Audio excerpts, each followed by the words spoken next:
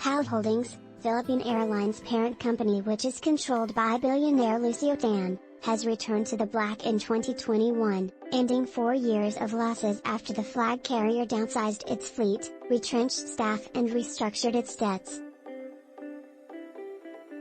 The airline, whose losses deepened during the COVID-19 pandemic as governments around the world restricted travel, exited from bankruptcy proceedings in late December after a U.S. court approved its restructuring plan to slash debts by more than $2 billion. As part of the restructuring, TAN injected $505 million in fresh capital into PAL, while the airline streamlined its fleet. PAL Holdings posted a net profit of 59.1 billion pesos, $1 billion, in 2021, compared with a record net loss of 71.8 billion pesos the previous year, bolstered by increased air cargo revenues and a reduction in operating expenses, the company said in a regulatory filing on Wednesday to the Phil. It also booked an exceptional gain of 64.4 billion pesos last year from the settlement and condonation of debts as part of the restructuring plan.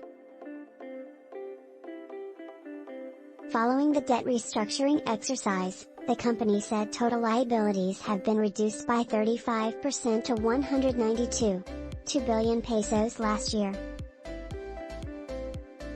The unsecured debts were converted to equity and aircraft lease modification were executed according to the U.S. court's approval of the restructuring plan, PAL Holdings said. Airlines were among the hardest hit by the pandemic in the past 2 years as governments around the world imposed lockdowns and restricted cross-border travel to curb the spread of COVID-19.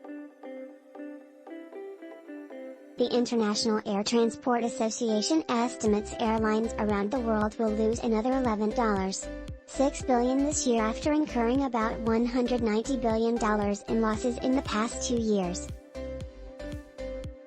With a stronger balance sheet, PAL had last month started expanding passenger and cargo flights in the domestic and international markets to support the airline's post-pandemic recovery.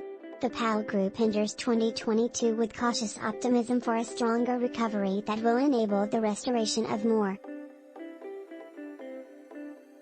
Dan, 87, who emerged as PAL's controlling shareholder in 1995 when he was appointed chairman, regained control of PAL in 2014 after buying San Miguel Corporation's controlling interest in the airline.